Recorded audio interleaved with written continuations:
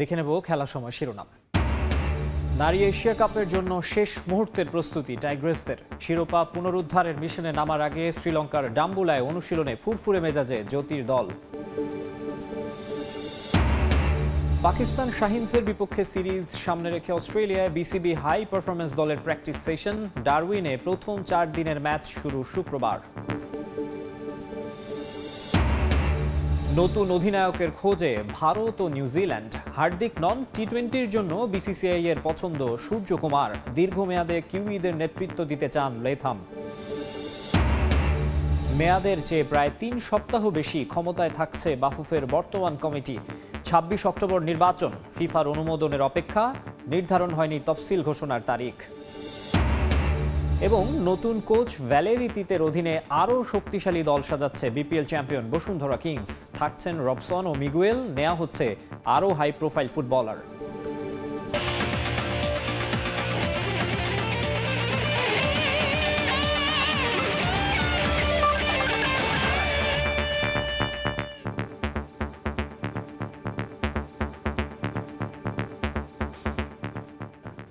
দেখছিলেন শিরোনাম, এবারে বিস্তারিত। শুরুতে ক্রিকেট, নারী ক্রিকেট দলের খবর।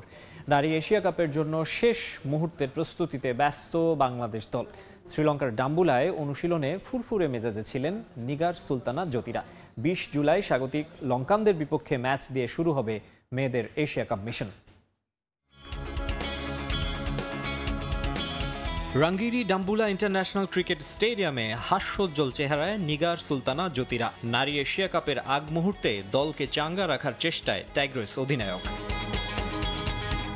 তবে সাম্প্রতিক পারফরম্যান্সের বিবেচনায় খুব বেশি স্বস্তিতে থাকার সুযোগ নেই। ভারত আর অস্ট্রেলিয়ার বিপক্ষে সিরিজে বাংলাদেশ নারী ক্রিকেট দলের পারফরম্যান্স ছিল যাচ্ছে তাই। ফলাফল তো বটেই, ব্যাটিং, বোলিং, ফিল্ডিং অ্যাপ্রোচ কোনো কিছুই হয়নি আপ টু দ্য মার্ক। তবুও সেসব ভুলে সামনে তাকাতে চাইছেন নারীরা। ঘরোয়া লিগের ফর্ম আশাবাদী করছে সবাইকে। এশিয়া কাপেও ধারাবাহিকতা বজায় রাখার প্রত্যয় মেয়েদের। সে ধারাবাহিকতা বজায় রেখেছিল বেশ কয়েক বছর। দ্বিপাক্ষিক সিরিজগুলোতে উন্নতির ছাপ ছিল স্পষ্ট। শক্তিশালী ভারত, পাকিস্তান ও দক্ষিণ আফ্রিকার মতো দলের বিপক্ষে জিতে রীতিমতো হইচই ফেলে দিয়েছিল জ্যোতি বাহিনী। তবে হঠাৎ করে খেই হারিয়েছে দলটা। তবুও এই প্রিয় ইভেন্ট এশিয়া কাপ দিয়ে সুদিন ফেরানোর লক্ষ্য হাসান তিলকরত্নের শিষ্যদের। 19 জুলাই ডাম্বুলায় শুরু হচ্ছে এবারের নারী এশিয়া কাপ। স্বাগতিক শ্রীলঙ্কার বিপক্ষে ম্যাচ দিয়ে বাংলাদেশের মিশন শুরু হবে 20 জুলাই। মাকসুম আলম খান, সময় সংবাদ। বাংলাদেশ ক্রিকেট বোর্ডের গ্রাউন্ডস ডিপার্টমেন্টে রয়েছেন একজন শ্রীলঙ্কান মাফিয়া। তার হর্তাকর্তা কমিটির চেয়ারম্যান মাহবুব আনাম। বিসিবি ছেড়ে যাওয়ার পর একটি জাতীয় পত্রিকায় দেয়া সাক্ষাৎকারে গ্রাউন্ডস কমিটি নিয়ে এমন মন্তব্য করেছেন সাবেক প্রধান কিউরেটর টমি হেমিং। বোর্ডে থাকাকালীন স্বাধীনভাবে কাজ করার সুযোগও পাননি বলে দাবি করেন তিনি।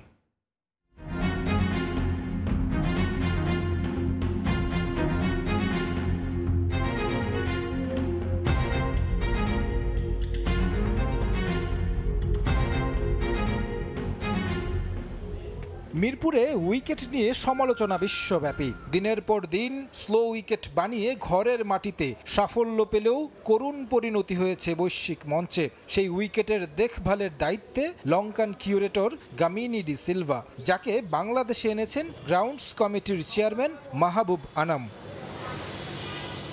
দিনের পর দিন তাকে নিয়ে সমালোচনা হলেও এই শ্রীলঙ্কান গামিনীতে মধু খুঁজে পেয়েছেন মাহবুব আনাম। গামিনীর স্ত্রীকে চাকরি দিয়েছেন নিজের ব্যবসায়িক প্রতিষ্ঠানে। দীর্ঘদিন ধরে আঁকড়ে ধরে রেখেছেন গ্রাউন্ডস কমিটির চেয়ার। তারপরও নেই কোনো দৃশ্যমান উন্নতি। বিপিএল, ডিপিএল সহ প্রতিটি আসরেই সমালোচনা হয় উইকেট নিয়ে। আইসিসি দেয় ডিমেরিট পয়েন্ট, কিন্তু কোনো এক অদৃশ্য শক্তির বলয়ে নিজের চেয়ার ধরে রেখেছেন এই কর্তা। তার এমন কর্মকাণ্ডের সত্যতা মিলেছে বিসিবির সাবেক প্রধান কিউরেটর টনি হ্যামিংয়ের বক্তব্যে। বোর্ড থেকে চাকরি ছাড়ার পর ইংরেজি দৈনিক ডেইলি সানকে দেয়া সাক্ষাৎকারে বাংলাদেশের ক্রিকেটে যে শ্রীলঙ্কান মাফিয়া চক্র কাজ করছে সেটার ইঙ্গিত দিয়ে গ্রাউন্ডস কমিটির চেয়ারম্যানকে নিয়ে করেছেন ঘোরতর অভিযোগ। বিভিন্ন সময় কাজ করার চেষ্টা করেও সহায়তা পাননি, যে কারণে বিরক্ত হয়ে 2 বছরের চুক্তিতে বাংলাদেশে আসলেও ফিরে গেছেন আগেই। মাহবুব আনামও কি শ্রীলঙ্কান মাফিয়া চক্রের সঙ্গে জড়িত? আমি এমনটাই ধারণা করছিলাম। আমি নিশ্চিতভাবে জানি না আসলে কি ঘটছে তা জানি না। আপনি কোথাও কাজ করলে এটা ধারণা পাবেন কে সহযোগিতা করছে আর কে করছে না। এটা খুবই লজ্জার বিষয়। আপনাকে কাজ করতে হলে চেয়ারম্যানের কাছ থেকে সব ধরনের সহযোগিতা পেতে হবে। গ্রাউন্ডসে উন্নতি করতে হলে আপনাকে সততার সঙ্গে কাজ করতে হবে। আপনি যদি শেরেবাংলা একাডেমি মাঠের দিকে তাকান, সেখানে একটা বাজে মাঠ দেখতে পাবেন, বিশেষ করে এই লেভেলের ক্রিকেটে। তার কথাই স্পষ্ট, গ্রাউন্ডস কমিটির চেয়ারম্যানের সহযোগিতা না পেয়েই কাজ করতে পারেননি বাংলাদেশে। টনি হ্যামিং বাংলাদেশে কাজ করার পর প্রশংসা কুড়িয়েছিলেন ক্রিকেটারদের কাছ থেকে, যদিও তাকে মিরপুর স্টেডিয়ামের উইকেট নিয়ে কাজ করতে দেয়া হয়নি, যেখানে বরাবরের মতো রাখা হয়েছে মাহবুব আনামের আশীর্বাদ পুষ্ট অচল গামিনীকে। বাংলাদেশ ছাড়ার আগে যে বিষয়গুলো প্রধান নির্বাহী ও বিসিবি সভাপতিকে অবহিত করেছেন হ্যামিং, এখন এমন অভিযোগের পরও বোর্ড কি কোনো ধরনের পরিবর্তন আনবে বিসিবির গ্রাউন্ডস কমিটিতে? তারেক হাসান শিমুল, সময় সংবাদ। এবারে দেশের বাইরের ক্রিকেটের খবর। নতুন অধিনায়কের খোঁজে ভারত। টি-20 থেকে রোহিত শর্মা অবসর নেয়ার পর গুঞ্জন উঠেছিল দায়িত্ব পেতে যাচ্ছেন হার্দিক পান্ডিয়া। তবে এই অলরাউন্ডারের ওপর কিছুটা নাখোশ বিসিসিআই কর্তারা। পান্ডিয়াকে দীর্ঘমেয়াদে ক্যাপ্টেন্সি দিতে নারাজ বোর্ডের অনেকেই। এই মুহূর্তে পছন্দের তালিকায় শীর্ষে রয়েছেন সূর্যকুমার যাদব। ভারতীয় গণমাধ্যমের খবর, 2026 টি-20 বিশ্বকাপের অধিনায়কত্বের বিবেচনায় ভালোভাবেই আছেন এই হার্ড হিটার ব্যাটার। টি-20 বিশ্বকাপ শিরোপা জয়ের মধ্য দিয়ে দীর্ঘদিনের খরা কাটিয়েছে ভারত। সব ফরম্যাট মিলিয়ে টানা কয়েকটি আইসিসি ইভেন্টের ফাইনাল ও সেমিফাইনালে উঠেও ব্যর্থ হওয়ার পর সাফল্য ধরা দিয়েছে রোহিত শর্মার হাতে। আরও কিছুদিন চ্যাম্পিয়ন ক্যাপ্টেনকে রেখে দিতে চায় বিসিসিআই। সামনের বছর ফেব্রুয়ারি মার্চে রয়েছে আরও এক মেগা ইভেন্ট, চ্যাম্পিয়ন্স ট্রফি। তাই এখনই নতুন অধিনায়কের কাঁধে গুরুদায়িত্ব দিয়ে ঝুঁকি নিতে চাইছে না তারা। কিন্তু প্রায় 38 বছর বয়সী রোহিতকে চ্যাম্পিয়ন্স ট্রফির পর টিম ইন্ডিয়ার নেতৃত্বে দেখার সম্ভাবনা ক্ষীণ। এরই মধ্যে ফরম্যাট ভেদে নতুন অধিনায়কের অন্বেষণে নেমেছে ভারতীয় বোর্ড। রোহিত শর্মা অবসর নেয়ার পর শর্টার ফরম্যাটের সম্ভাব্য ক্যাপ্টেন হিসেবে হার্দিক পান্ডিয়ার নাম শোনা যাচ্ছিল জোরে সোরে। গেল টি-20 ওয়ার্ল্ড কাপে সহ অধিনায়কও ছিলেন তিনি। তবে পারফরমেন্স ও ইমেজ সব মিলিয়ে রেসে পিছিয়ে পড়েছেন এই অলরাউন্ডার। ইনজুরি না থাকলেও ওডিআই থেকে বিশ্রাম চাওয়ার ঘটনায় বোর্ডের চক্ষুশূল হার্দিক। এই মুহূর্তে গুডবুকে সূর্যকুমার যাদব। শ্রীলঙ্কার বিপক্ষে আসন্ন সিরিজে ভারতের টি-20 ক্যাপ্টেন সূর্যকুমার। পাল্লা খেলাতে চলতি মাসের শেষ ভাগে 3টি টি-20 খেলবে ইন্ডিয়া। এই সিরিজে স্কাইয়ের নেতৃত্ব পর্যবেক্ষণ করবেন নীতি নির্ধারকরা। ভালো করলে দীর্ঘমেয়াদে ক্যাপ্টেন্সি পাওয়ার সম্ভাবনা রয়েছে। শুধু শ্রীলঙ্কা সফরই নয়, 2026 টি-20 বিশ্বকাপেও তাকে অধিনায়ক হিসেবে চান বোর্ডের একটা বড় অংশ। যদিও অধিনায়কত্বে খুব বেশি অভিজ্ঞতা নেই সূর্যকুমার যাদবের। 2023 ওয়ানডে বিশ্বকাপের পর ঘরের মাঠে অস্ট্রেলিয়ার বিপক্ষে 5 ম্যাচ টি-20 সিরিজে তার নেতৃত্বে 4-1 ব্যবধানে জয় পেয়েছিল ভারত। পার্ট টাইম ক্যাপ্টেন হিসেবে দায়িত্ব পালন করেছেন দক্ষিণ আফ্রিকার বিপক্ষেও। সব মিলিয়ে 7 টি-20তে মেন ইন ব্লুকে লিড দিয়েছেন, যার মধ্যে জয় 5 ম্যাচে। ঘরোয়া আসরেও ক্যাপ্টেন্সির খুব বেশি এক্সপিরিয়েন্স নেই। আইপিএলে 1, রঞ্জি ট্রফিতে 1 আর সৈয়দ মুশতাক আলী ট্রফিতে 16 ম্যাচে অধিনায়ক হিসেবে দায়িত্ব পালন করেছেন সূর্যকুমার। তবুও 360 ডিগ্রি খ্যাত এই ব্যাটারকে নিয়ে উচ্চাশাই রয়েছে ইন্ডিয়ানদের। মাকসুম আলম খান, সময় সংবাদ। নিউজিল্যান্ড প্রসঙ্গ, কেইন উইলিয়ামসনের ছেড়ে দেয়া জায়গায় নিউজিল্যান্ড দলের অধিনায়কত্ব করতে আগ্রহী টম লেথাম এক সাক্ষাৎকারে নিজেই জানিয়েছেন এমনটা। এর আগে কয়েক দফায় অন্তর্বর্তীকালীন দায়িত্ব পালন করায় নিজেকে এই দায়িত্বের জন্য উপযুক্ত বলে মনে করেন টম।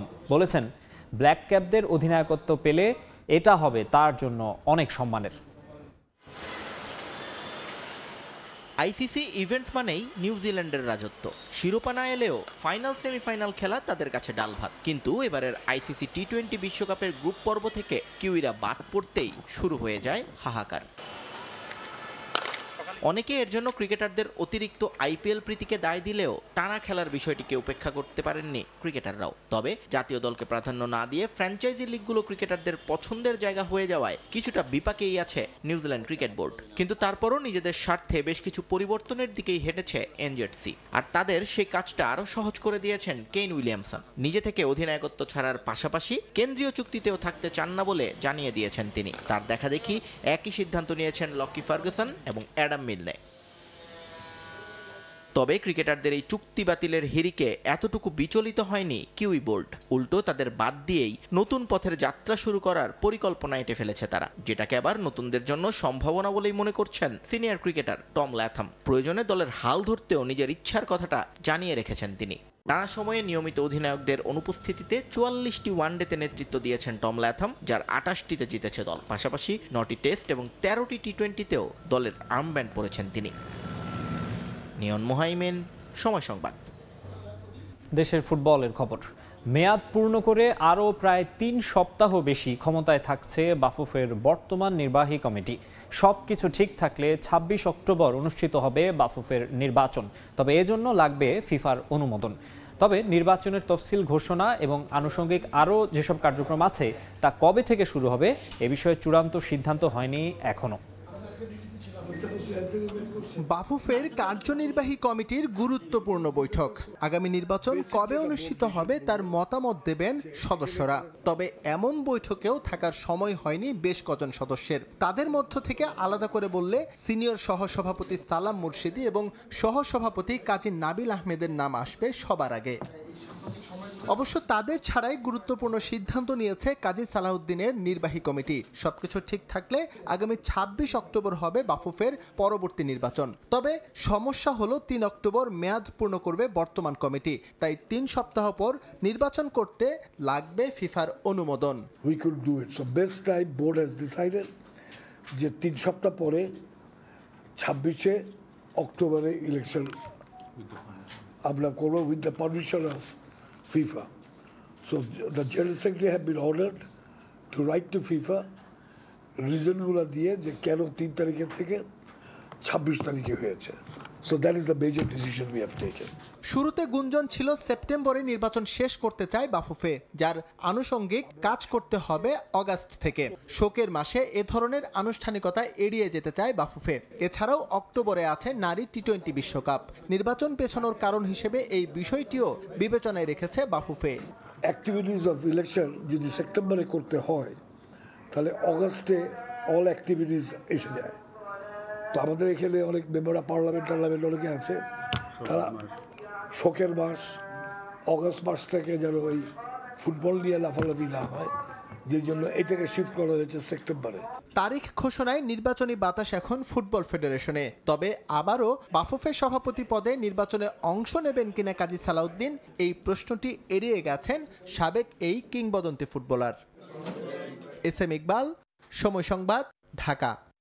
নতুন কোচ ভ্যালোরিটিতে ভূমিকা রাখবেন বসুন্ধরা কিংসের দল গোছাতে ট্রান্সফার মার্কেটে এমন গুঞ্জন থাকলেও তা নাকচ করে দিয়েছেন সভাপতি ইমরুল হাসান। তবে আভাস আছে এবার স্কোয়াডে যুক্ত হতে পারে হাই প্রোফাইল কেউ। এদিকে রবসন আর মিগুয়েলকে রিটেইন করেছে বিপিএল চ্যাম্পিয়নরা। পাশাপাশি আবাহনী থেকে আবারও দলে ফিরিয়েছে জোনাথন ফার্নান্দেসকে। অর্ধযুগ সম্পর্কের পাঠ চুকিয়ে অস্কার ব্রুজন এখন অতীত বসুন্ধরা কিংসের জন্য। তার অধীনে ঘরোয়া ফুটবলের সম্ভাব্য সব শিরোপা জিতলেও এএফসি কাপ নিয়ে আক্ষেপের অন্ত নেই কিংসদের। সেই অপূর্ণতা ঘোচানোর মিশন নিয়ে আসছেন রোমানিয়ান ভ্যালোরিটিতে। তার হাত ধরে বসুন্ধরার স্বপ্ন পূরণ হবে কিনা তা সময় বলবে। তবে এরই মধ্যে নতুন মৌসুম কেন্দ্র করে দল গোছানোর কার্যক্রম চলছে বেশ জোরে সোরে। আগস্ট থেকে প্রি সিজন ক্যাম্প শুরু করবে বসুন্ধরা কিংস। তার আগেই জুলাইয়ের শেষ সপ্তাহে দলের সঙ্গে যোগ দেবেন ভ্যালোরি। ট্রান্সফার মার্কেটে গুঞ্জন ছিল পছন্দের কয়েকজন ফুটবলার নিয়ে নতুন ঠিকানায় যোগ দেবেন সেরিয়ান ক্লাব আল ইত্তিহাদকে এএফসি চ্যাম্পিয়ন্স লিগ জেতানো এই কোচ। তবে তা নাকচ করে দিয়েছেন কিংস সভাপতি। আমাদের একটা প্যানেল আছে, সেই প্যানেল থেকে আমরা বিদেশি প্লেয়ার বলেন, স্থানীয় প্লেয়ার বলেন, তারা নির্বাচিত করে কোচের হাতে আমরা প্লেয়ার তুলে দিই। সেক্ষেত্রে কোচের মতামত আমাদের এখানে মুখ্য না। আগস্টের প্রথম সপ্তাহ থেকে আমরা আমাদের প্রিসিজন শুরু করবো, তো তার আগে ইনশাল্লাহ সব কিছু চূড়ান্ত করবো। এএফসি কাপের মঞ্চে পার্থক্য করে দেন বিদেশি ফুটবলাররা, যে বিষয়টি সর্বোচ্চ গুরুত্বের সঙ্গে নিয়ে এবার দল গোছাচ্ছে কিংস। শেষ পর্যন্ত বেশ হাই প্রোফাইল কোনো নাম দেখা যেতে পারে তাদের স্কোয়াডে। আপাতত রবসন রবিনিও আর মিগুয়েলকেই রিটেন করেছে চ্যাম্পিয়নরা, আর আবাহনী থেকে ভিড়িয়েছে তাদেরই সাবেক মিডফিল্ডার জোনাথন ফার্নান্দেসকে। আমরা শুধুমাত্র মিগুয়েল এবং রবসনের সাথে আমাদের চূড়ান্ত করেছি, বাকিদের আমরা দেখছি, এখন আসলে কাউকে চূড়ান্ত করিনি, দুজন বাকি। আর পুরনো খেলাদের মধ্যে আমরা আবাহনী ফার্নান্দেসকে দলভুক্ত করছি। এ পর্যন্ত 3 জনই চূড়ান্ত হয়েছে, বাকিদের ব্যাপারে আমরা আল্লাহ চালিয়ে যাচ্ছি। শুরুতে পরিকল্পনা ছিল নতুন ফরম্যাটের এএফসি কাপের আয়োজক হবে বসুন্ধরা কিংস, তবে ফুটবল পিচের সংস্কার কাজ হবে বিধায় এই সিদ্ধান্ত থেকে সরে এসেছে ঘরোয়া ফুটবলের সবচেয়ে সফল ক্লাবটি। এসএম ইকবাল, সময় সংবাদ, ঢাকা। গুঞ্জনের অবসান ঘটিয়ে রিয়াল মাদ্রিদেই থাকছেন লুকা মদ্রিচ। ক্রোয়েশিয়ান এই মিডফিল্ডারের সঙ্গে আরও এক মৌসুম চুক্তি নবায়ন করেছে লা লিগা চ্যাম্পিয়নরা। সান্তিয়াগো বার্নাবুতে রিয়াল সভাপতি ফ্লোরেন্তিনো পেরেজের উপস্থিতিতে 38 বছর বয়সী এই ফুটবলারের সঙ্গে নতুন চুক্তি স্বাক্ষর করা হয়। 37 বছর বয়সে ইউরোপের পাট চুকিয়ে সৌদি প্রো লিগে পাড়ি জমান ক্রিস্টিয়ানো রোনালদো, আর একটু বিশ্রামে থাকতে 36 বছর বয়সে আটলান্টিক পাড়ি দিয়ে যুক্তরাষ্ট্রের মেজর সকার লিগে নতুন ঠিকানা খুঁজে নেন বিশ্বকাপ জয়ী লিওনেল মেসি। সেখানেই ব্যতিক্রম লুকা মদ্রিচ। 38 বছর বয়সেও ইউরোপের মাঠ দাপিয়ে বেড়াচ্ছেন এই মিডফিল্ডার। গত মৌসুমে চ্যাম্পিয়ন্স লিগ জয়ের পর ক্লাব ফুটবলকে বিদায় জানান মিডফিল্ডে লুকার দীর্ঘদিনের সতীর্থ টনি ক্রুস। তখনই অনেকে ধারণা করেছেন হয়তো সতীর্থের সঙ্গে নিজেও বুটজোড়া তুলে রাখবেন। তবে ক্রোয়েশিয়ান এই ফুটবলার জানান ফুটবলকে এখনই বিদায় জানাচ্ছেন না তিনি। আর রিয়াল মাদ্রিদের সঙ্গে চুক্তির মেয়াদ শেষ হওয়ায় গুঞ্জন উঠে মেজর লিগ সকার কিংবা সৌদি প্রো লিগই হবে মদ্রিচের পরবর্তী গন্তব্য। তবে সেই গুঞ্জন উড়িয়ে দিয়েছে Spanish giant Real Madrid. Kroos মদ্রিচের রিপ্লেসমেন্ট খুঁজে পেলেও 2018 ব্যালন জয়ী ফুটবলারের উপর এখনই আস্থা হারাচ্ছেন না লা লিগার চ্যাম্পিয়নরা। তাই তো আরও একটা মৌসুমের জন্য তার সঙ্গে চুক্তি নবায়ন করেছে রিয়াল। 2024-25 মৌসুমে লস ব্লাঙ্কোদের মাঝ মাঠের দায়িত্বে থাকছেন ক্লাবটির হয়ে 6টা চ্যাম্পিয়ন্স লিগ জেতা মদ্রিচ। রিয়াল মাদ্রিদের হয়ে এখন পর্যন্ত সর্বোচ্চ 26টি শিরোপা জিতেছেন লুকা মদ্রিচ ও নাচো। এই মৌসুমে শিরোপা জিতে নাচোকে ছাড়িয়ে যাওয়ার সুযোগ থাকছে মদ্রিচের সামনে। ফাহিম ইসলাম, সময় সংবাদ। টানা দ্বিতীয়বার ইউরো চ্যাম্পিয়নশিপে রানার্স আপ হয়ে দেশে ফিরেছে ইংল্যান্ড ফুটবল দল। জার্মানি থেকে স্ট্যানস্টেড বিমানবন্দরে নামেন ফুটবলাররা। ইউরো চ্যাম্পিয়নশিপের ফাইনালে স্পেনের কাছে 2-1 গোলে হারে ইংলিশরা। গ্রুপ পর্ব থেকে শুরু করে ফাইনালের আগ পর্যন্ত অপরাজিত ছিল থ্রি লায়নরা। স্প্যানিশদের কাছে হেরে দলের দায়িত্ব ছেড়েছেন কোচ গ্যারেথ সাউথগেট। এদিন স্ট্যানস্টেড বিমানবন্দরে অবতরণের পর একে একে নামেন সাকা, বেলিংহ্যাম, কেইন, ওয়াটকিন্সরা। তাদের অবশ্য বরণ করে নেওয়ার মতো কেউ ছিল না। 6 দশক ধরে বড় কোনো শিরোপা জিততে পারেনি ইংলিশরা, তবে গেল 2 ইউরোতে ফাইনাল খেলেছে তারা। আগের আসরে ইতালির কাছে পেনাল্টি শুটআউটে হেরেছিল সাউথগেট বাহিনী, এবার হারল স্পেনের কাছে। গ্রেটেস্ট শো অন আর্থ অলিম্পিকের কারণে বাস্তুচ্যুত হলেন প্যারিসে বসবাসকারী অভিবাসীরা। অলিম্পিক ইভেন্ট চলাকালে শহরের সৌন্দর্য রক্ষা এবং বাইরে থেকে যাওয়া পর্যটকদের সুবিধার কথা মাথায় রেখে এই সিদ্ধান্ত নিয়েছে প্যারিসের স্থানীয় প্রশাসন। এতে মানবেতর জীবনযাপন করছেন উচ্ছেদের শিকার অভিবাসী নারী ও শিশুরা। এদিকে পুরো বিষয়টিকে মানবতা বিরোধী বলে আখ্যা দিয়েছে প্যারিসের মানবাধিকার নিয়ে কাজ করা সংগঠনগুলো। কথায় আছে কারো পৌষ মাস কারো সর্বনাশ, ঠিক তেমন একটা অবস্থার মধ্য দিয়ে যাচ্ছেন প্যারিসের অভিবাসীরা। দরজায় কড়া নাড়ছে অলিম্পিক গেমস 2024। এর আগে পুরো প্যারিস যখন সেজে উঠেছে বিশ্বকে বরণ করে নিতে, ঠিক তখনই অনিশ্চয়তার মধ্যে দিন পার করছেন এই শহরের বসবাসকারী অভিবাসীরা। বিভিন্ন গণমাধ্যমের খবর অভিবাসীদের জনসাধারণের দৃষ্টি থেকে সরিয়ে নিতে এবং গেমসের জন্য হোটেলগুলোতে পর্যটকদের সুবিধার জন্য শহরের অভিবাসী ক্যাম্পগুলো ফাঁকা করছে স্থানীয় প্রশাসন। তাদের উচ্ছেদ করে ক্যাম্প থেকে সরিয়ে দেওয়া হচ্ছে বলেও অভিযোগ উঠেছে চারদিকে। এ অবস্থায় উচ্ছেদকৃত অভিবাসীরা পড়েছেন বিপাকের মধ্যে। থাকার জায়গা হারানোর পর এখন দৈনন্দিন খাবার ব্যবস্থা করাও হয়ে গেছে কষ্টকর। বিভিন্ন রাস্তা ও পার্কগুলোতে অস্থায়ীভাবে বাস করছেন অনেকে। আমার 2 সন্তানকে নিয়ে আমি রাস্তায় নেমে এসেছি, এখানেই থাকছি। একজন ইতোমধ্যে হাঁপানিতে আক্রান্ত হয়েছে। এই অলিম্পিক গেমসের কারণে আমাদের এখন এই পরিস্থিতি, যা মেনে নেওয়া খুবই কঠিন। আমরা প্যারিসে আমাদের সব কাজ করি, তবে এই মুহূর্তে আমরা কিছুই করতে পারছি না। এখন আমাদের কি হবে? আমাদের পাশে দাঁড়ানোর মতো কি কেউ নেই? পুরো বিষয়টি মনিটর করছে প্যারিসের বেশ কয়েকটি মানবাধিকার সংগঠন। যদিও অভিবাসীদের উচ্ছেদ কার্যক্রম আটকানোর জন্য তেমন কোনো ভূমিকাই রাখতে পারছেন না তারা, তাই সরকারকে আহ্বান জানিয়েই দায় সেরেছেন লা রিভার্স দে লা মেদাইয়ের মুখপাত্র। নিঃসন্দেহে প্যারিস দারুণ একটা অলিম্পিক আয়োজন করতে যাচ্ছে। এতে করে অলিম্পিকে আসা খেলোয়াড় এবং পর্যটকরা দারুণ অভিজ্ঞতা নিতে পারবেন। তবে আমরা এর পেছনের অন্ধকার বিষয়টি দেখতে চাচ্ছি না। এই অলিম্পিকের কারণে অনেককেই ভোগান্তি পোহাতে হচ্ছে। যারা ব্রিজের নিচে থাকতেন বা যারা পথে ভিক্ষা করতেন, তাদের অনেককেই বাস্তুচ্যুত করা হয়েছে। তবে আমরা চাইলেই মানবিক হতে পারতাম, তাদের জন্য ভিন্ন ব্যবস্থা নিতে পারতাম। তবে আমাদের দুর্ভাগ্য আমরা তা করিনি। তবে এত কথার মারপ্যাচে যেতে চাননি অভিবাসীরা। প্যারিস অলিম্পিক নিয়ে তাদের মাথা ব্যথা নেই এতটুকু। তাদের দাবি ফিরিয়ে দিতে হবে বসবাসের অধিকার। ট্রেন স্টেশনগুলো কিংবা অন্য যেখানেই যাবেন সবখানেই পুলিশ রয়েছে। মনে হতে পারে তাদের নিরাপত্তার জন্য মোতায়েন করা হয়েছে। আসলে বিষয়টা তা নয়। তারা মূলত আমাদের উচ্ছেদ করতেই বিভিন্ন জায়গায় অবস্থান নিয়েছে। আমাদের সঙ্গে অন্যায় করা হচ্ছে, আমাদের টিস্যু পেপারের মতো ব্যবহার করা হচ্ছে, আবার যখন ইচ্ছে ফেলে দেয়া হচ্ছে। 100 বছর পর প্যারিসে বসতে যাচ্ছে অলিম্পিকের এবারের আসর। 1924 সালে শেষবার অলিম্পিক আয়োজন করেছিল ফ্রান্সের এই শহরটা। ফারজানা জাহান প্রিয়া, সময় সংবাদ। এদিকে ওয়াটার কোয়ালিটি নিয়ে শঙ্কার মাঝে সেইন নদীতে সাঁতার কাটলেন প্যারিসের মেয়র। চলতি মাসের শেষ সপ্তাহে পর্দা উঠছে প্যারিস অলিম্পিক গেমসের। এরই মধ্যে বেশিরভাগ প্রস্তুতি সম্পন্ন হলেও সুইমিংয়ের ইভেন্ট নিয়ে রয়েছে শঙ্কা। অলিম্পিক ভিলেজের সেইন নদীর ওয়াটার কোয়ালিটি নিয়ে প্রশ্ন উঠছে সবখানে। তবে সবার শঙ্কা দূর করতেই ভিন্ন এক পন্থা বেছে নিলেন প্যারিসের মেয়র অ্যান হিডালগো।